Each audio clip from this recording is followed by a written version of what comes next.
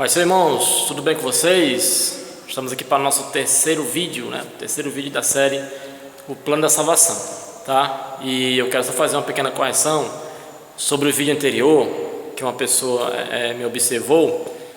E no vídeo anterior, a maneira que eu falei deixou entender que Deus foi pego de surpresa no Jardim do Éden, que Deus não sabia que o homem ia pecar, e quando o homem peca, aí Deus, eita, e agora o homem pecou, tenho que fazer alguma coisa, né? A maneira que eu falei deixou a entender isso, mas não é assim, tá certo? Eu não fui muito claro quando eu falei no outro vídeo. Na realidade, Deus já sabia o que ia acontecer.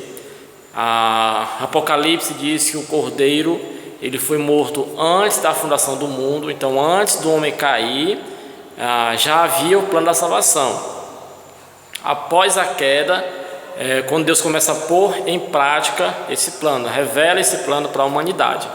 Então a maneira que eu falei deixou entender que Deus não sabia, mas Deus sabia, tá certo? Deus sabia, tá? Talvez ali na hora que eu fui explicar, eu fui colocar isso dentro de uma cronologia humana e não soube me expressar com as palavras corretas, e aí alguém que ouviu, né, e uma pessoa que eu creio que conhece as Escrituras Sagradas, foi, você falou e assim, não é assim. Aí eu olhei, realmente, eu falei, mas não foi minha intenção falar aquilo ali, tá? Não foi minha intenção, porque eu creio que Deus já sabia. Agora, se Deus já sabia, por que Ele permitiu que o homem caísse? Por que Ele colocou aquela árvore lá, se Ele já sabia como ia pecar? Aí é assunto para outra ocasião, tá certo? Estamos entendidos? Vamos prosseguir.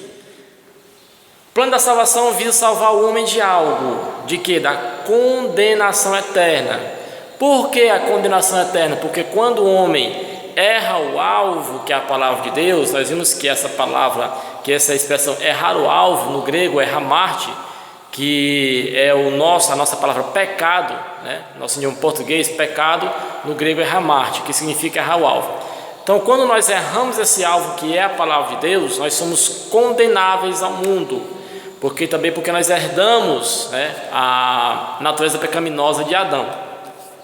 E aí, Jesus veio ao mundo para morrer no nosso lugar, para que nós pudéssemos ser salvos desta condenação. Mas como é que eu tenho acesso a essa salvação? Tá? Aí, a primeira coisa que temos que entender, pessoal, é que nós não podemos nos salvar por nós mesmos. Atos de bondade não tornam a pessoa salva, isenta da condenação. Porque fulano é bonzinho, então ele vai para o céu. Porque fulano ajuda os pobres, ele vai para o céu. Isso não salva ninguém, tá certo? Imagine você pegar um copo de cristal, um copo bonito mesmo, um copo bonito, e você joga dentro da fossa, tá certo? Dentro da fossa. E você depois tira aquele copo.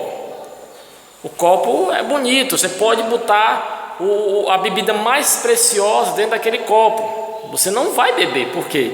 Porque ele está sujo por causa dos detritos da fossa. Imagine um prato de porcelana, essa porcelana mais cara, e você de repente também pegar e colocar dentro da fossa assim, mergulhar ele, depois tirar, botar em cima da mesa e botar a comida mais deliciosa do mundo.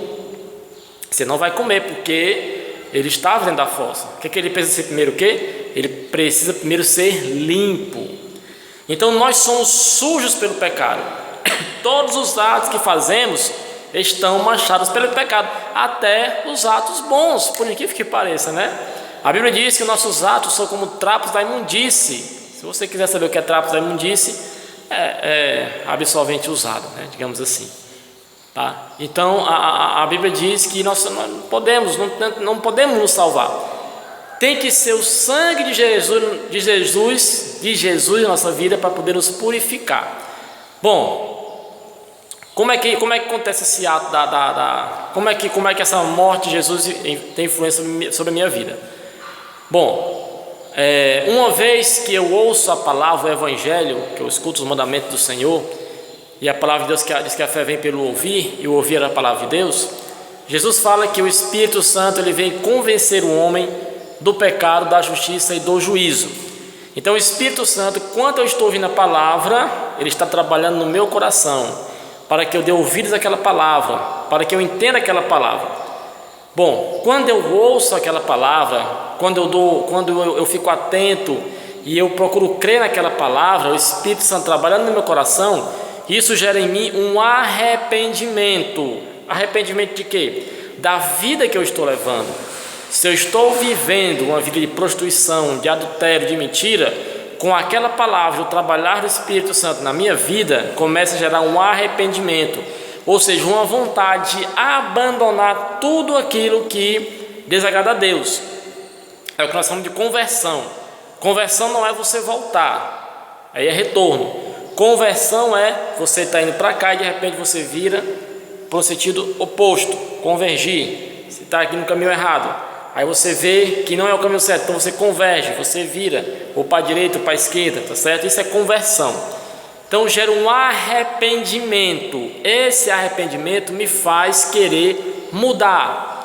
E aí quando eu escuto que o Filho de Deus morreu para me dar uma nova chance, quando eu escuto que o sangue de Jesus me purifica de todo o pecado, que gera aquele arrependimento, o que eu faço? Aí vem o ato da conversão, onde eu me arrependo, onde eu confesso os meus pecados, onde eu confesso diante de Deus que só tenho feito coisa errada, e aí eu digo para Ele: Senhor, eu quero que o Senhor me perdoe, eu não quero mais viver aquilo que eu vivia antes, eu quero uma nova vida, eu me arrependo, me perdoa. Então esse arrependimento é a conversão. Então nesse momento o sangue de Jesus, ele começa a me purificar de todo mal, inclusive do pecado que eu havia herdado de Adão.